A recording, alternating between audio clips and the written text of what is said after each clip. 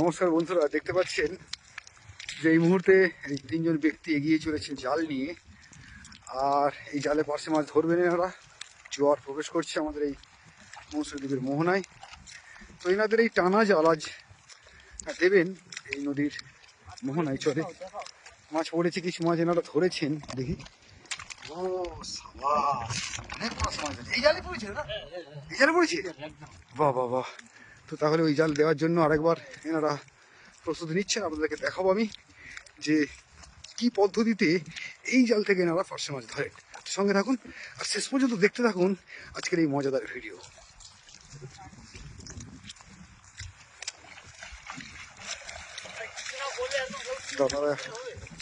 দাদারা এগিয়ে চলেছেন আরো মোহনার দিকে। দেখি যে কোথায় এনারা ঠিক জালটা টানেন।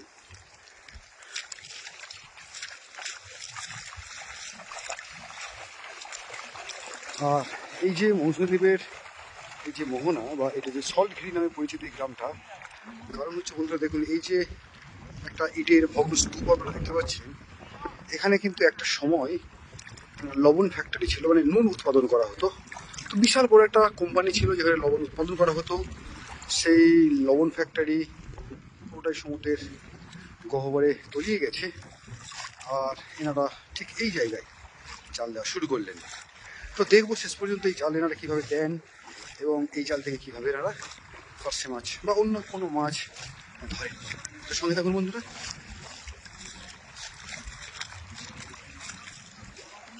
তো এই খোঁটা থেকে জাল জাস্ট বেঁধে দিয়ে কিন্তু সেই যে দূরের যে মানুষ তিনি এগিয়ে চলেছেন জাল ফেলতে ফেলতে।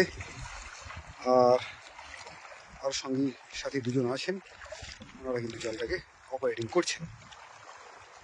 তো বন্ধুরা, শুধু দূরে যে সেই যে দূরে দেখতে পাচ্ছেন লবণ ফ্যাক্টরির ভগ্নাবশেষ, এবং এই যে কাছে যে একটা গাছের গোড়া, এটা থেকে প্রমাণ হয় যে একটা সময় এখানে গ্রাম ছিল, এখানে মানুষের বসতি ছিল, এবং সেই বসতি, সেই জনবসতি বলুন বা বাগান বলুন, জঙ্গল বলুন, সেগুলো সব কালের নিয়মে হারিয়ে গেছে।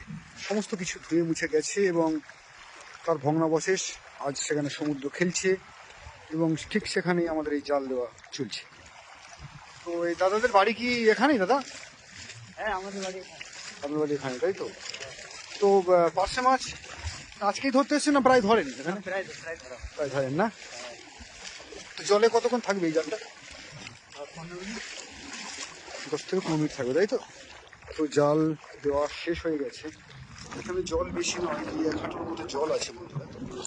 নিচে মাটিও দেখা যাচ্ছে আর জোয়ার প্রবেশ করছে।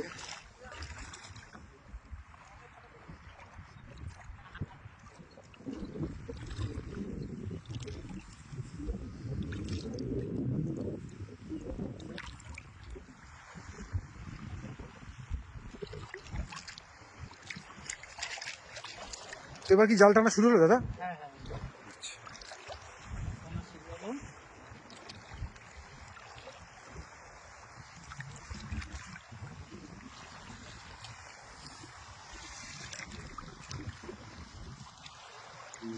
কিছু দেখা যাচ্ছে।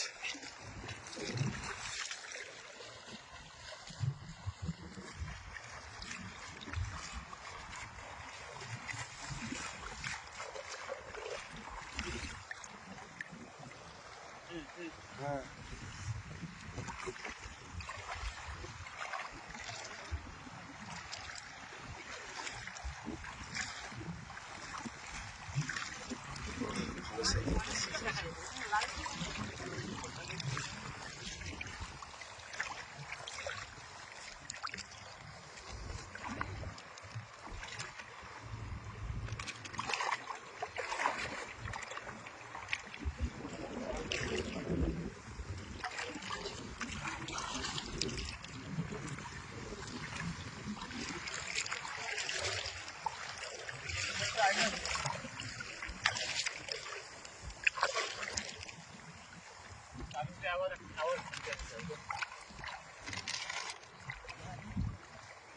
ভালোই মাছ আটকেছে বন্ধুরা, দেখুন।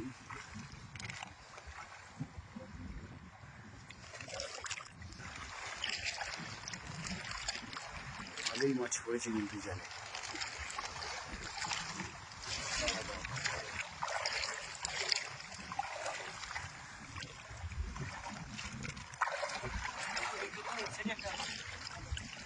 দাদা এই পার্শে মাছের দাম তবু কিরকম আছে বাজারে এখন? 150 টাকা। Minimum- আচ্ছা, মানে ছোটগুলো 150 আর বড়গুলো মোটামুটি 200 টাকা কিলো।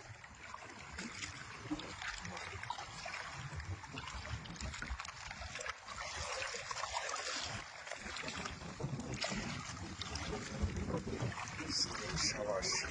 তো এই জাল দেওয়ার পদ্ধতিটা একটু অন্য ধরনের বন্ধুরা। দেখুন এই জালিনি গুটিয়ে যাচ্ছেন একদিক থেকে, আর সামনে যে দাদারা আছেন ওনারা কিন্তু জালটা দেখতে দেখতে এগিয়ে চলেছেন, আর এই জালে আটকে থাকা মাছগুলো সংগ্রহ করছেন।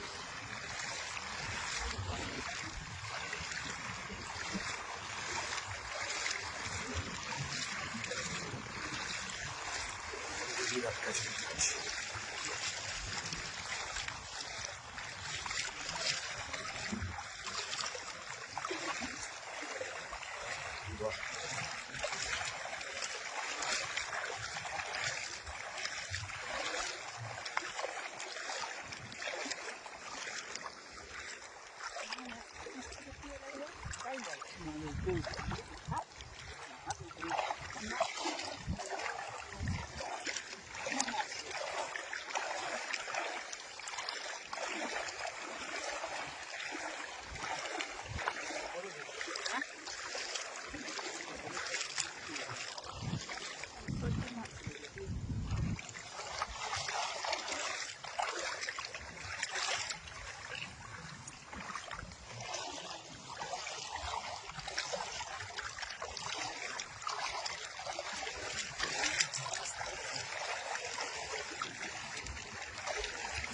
একটু কমই হলো তাই না মাছ? কম আছে নাকি মাছ এখন? বাহ। তবু হলেও মোটের উপরে এই পদ্ধতিতে এইভাবে পার্শে মাছ ধরা হলো বন্ধুরা, তখন দেখলেন আপনারা। এই জাল কি আবার অন্য জায়গায় সরে যাবে? হ্যাঁ। আচ্ছা।